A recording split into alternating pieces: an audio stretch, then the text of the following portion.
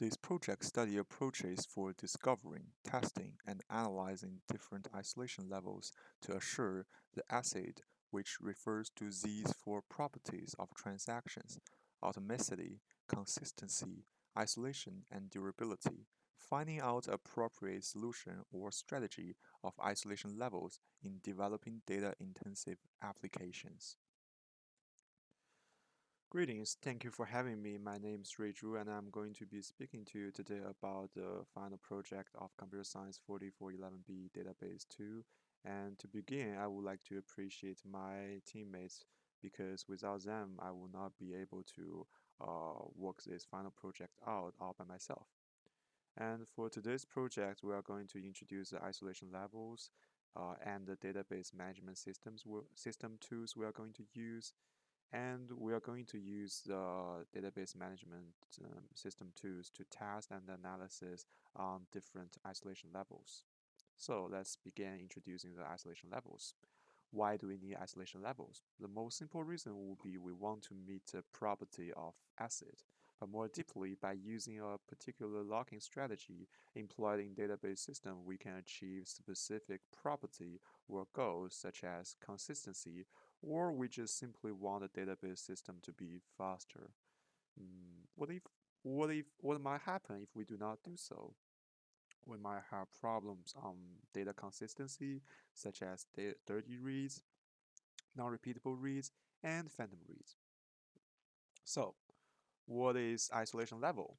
The isolation level in database systems controls extent to which a given transaction is exposed to the actions of other transactions executing concurrently. To be more specific, it contains whether or not to have locks during data reads and and or the type of locks during data read. It can be either write or read lock or both. The There are four isolation levels choices, which are read uncommitted, read committed, repeatable reads, and serializable. The highest degree of isolation from the effects of other transactions is achieved by setting the isolation for a transaction to be serializable. All data reads or modified is locked until the end of transaction. All access structures that are modified are locked until the end of transaction. And repeatable reads ensures that transaction reads only the changes made by committed transactions, and no value read or written by T shall be changed by any other transactions until the transaction is complete. And read committed ensures that the transaction reads only the changes made by committed transactions, and that no value written by the transaction shall be changed by any other transactions until the transaction is complete. In comparison, a read uncommitted transaction does not obtain any shared logs before reading objects. And we are going to use MySQL, PostgreSQL, and SQL Server for our project to test different isolation levels. And let's welcome Luke Kong to continue our project. Hello everyone, my name is Haoyu, and today I want to show you the testing part I have done in my SQL for 4 different isolation levels. Before we start, I want to introduce the default isolation level in my SQL, which is repeatable read. And in order to do the testing, we need to create a simple table which has 2 columns, ID and number, and I insert few data record into those columns. And I was doing the testing from the lowest isolation level to highest isolation level. Before that, before testing, we need to create 2 connections in MySQL command window. Let's call them connection A, connection B. And we set the isolation level for connection A to read uncommitted. Before we start transaction T1, and before we made any change, we just read the data. And we go to the transaction B and we start transaction T2 here. and we made some change. We update data record var id is equal to 1, but we don't commit the T2, and we switch back to A, and you can see the data changed here. This is not what we want, so we call this problem dirty read because we didn't commit the T2 in connection B, right? But the data still changed. So the next isolation level is read committed isolation level. Mm, First, we need rolling back and restarting the connection A and connection B. Set the isolation level for connection A to read committed, and starting a new transaction T1 in A and check the data. Starting a new transaction in B and update the data record where ID is equal to 1, check the data, and switch back to A. You can see the dirty read problem was gone, so there is no dirty read. And switch back to B and commit, and switch back to A. Here you can see the change, but we don't want this change, right? Like because in this problem non-repeatable read, so for the transaction T1 in connection A, it will think I'm the only transaction. I just did like two read operation. I didn't do anything to modify the data items, right? Like how could the data change from 1 to 10? So this is called non-repeatable read problem. So the next isolation level is called a repeatable read isolation level. So we roll back everything and we restart the connection A, connection B. Set the isolation level to repeatable reading connection A. Start T1 in connection A and check the data. Start T2 in connection B and update the data record and check the data. And switch back to A, no dirty read here, right? So switch back to B and commit the change. Now switch back to A again, and you can see it did two read operations, but the result is not changing because it didn't do anything to modify the data record, right? So we can see like using this isolation level, the repeatable read problem got fixed. And next, let's start a new transaction in connection B. Let's call it T3 maybe, and we insert a data record here. So it's ID for number 4. And we switch back to A, but like you can see, even we commit in B and we switch back to A, it's not changing. So this is phantom read. And this problem is occurred because in order to get the updated value, we need to commit in A as well. So if we don't do commit in A, so we will get this problem. And next one is serializable isolation level, so which is highest isolation level. We set the isolation level and we check the data before testing. We try to insert something like in connection B, the error shows up. And this time, like we try another way and we do the insertion again, but it gives few seconds to show up the error. So we have like few seconds, and we quickly switch back to transaction A and commit, and switch back to connection B. We can see the record has been inserted successfully. And here is the summary table I made for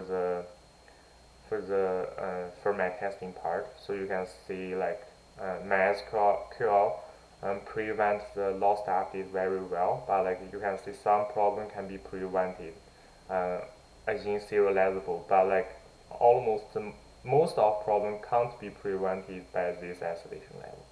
So yeah, I have done my part. So let's welcome Jing Tianrun to show the result of his part. Thank you. So now I will introduce the test on the PostgreSQL. Through my test, I found that PostgreSQL is read uncommitted is same as read committed, and the test result about the isolation level of read committed and repeatable committed are same as previous what Haoyu did.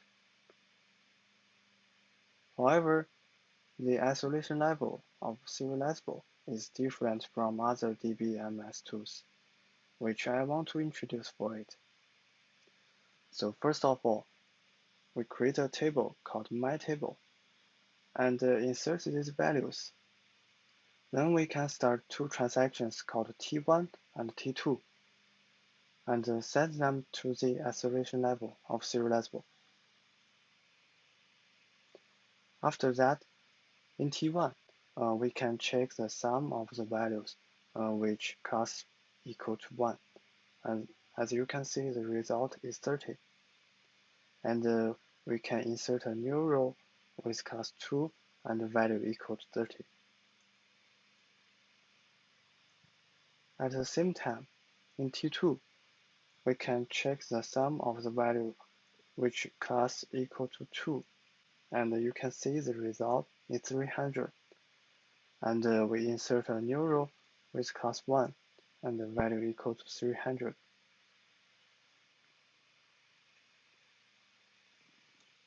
So lastly, if we try to commit T1, we can see it commits successful. However, if we try to commit T2 at the same time, it will show an error. So as you can see. Actually, since there is no serial order of the execution consistent with the result, using serializable transactions will only allow one transaction to commit and will roll the other one back with an error. This ensures we can call it a serialization anomaly, which caused by inconsistent order of running the transactions at a time. So in fact, this isolation level works same as repeatable read, but it only monitors for conditions which could make execution of a concurrent set of serializable transactions, which behave in an inconsistent with serial executions with other transactions. And during the process, it did not make any blocking. So, which I think is a different point with other DBSM tools. So right here, I post all the results of my test. And next, let's welcome Wentao to introduce his part. Hi everyone, my name is Wentao. Due to the limited time available for this presentation, I will skip the details of testing on SQL Server. The test manner is similar to the implementation on previous 2 DBMS, and here's the test result table. It's clear to see the read uncommitted level cannot prevent any type of concurrency problem, and serializable level can prevent all these 4 types of problems. Finally, I'm going to briefly talk about our conclusion. After doing the test for our 4 isolation levels on 3 different DBMS, we can conclude that read uncommitted level is the lowest level which cannot prevent concurrency problems well from happening. But in some cases, like we want to avoid using heavy log contention or going to debug some complex SQL queries during the developing and testing, it will be suitable. For read committed level, it ensures that when the transaction starts, modifications only can be made by a committed transaction. It's usually the default isolation level of some DBMS. For repeatable read level, it ensures that the same row is read many times in the same transaction, and the obtained data is stable and will not be changed even if the row is modified by the concurrent transaction. It's suitable for the case like in financial reconciliation when people read accounts to reconcile at a certain time. It will ensure both current business and people's operation at the same time. For serializable level, it's the highest isolation level of a transaction. It specifies all transactions occur in a completely isolated fashion. The problems of selling the same seat twice in online movie ticket reservation can be prevented under this isolation level. However, it still has some disadvantages. If serializability places a lock on every row read, so it can lead to a lot of timeouts or lock contention issues. This might lead to a deadlock. This is all our presentation. Thank you for watching.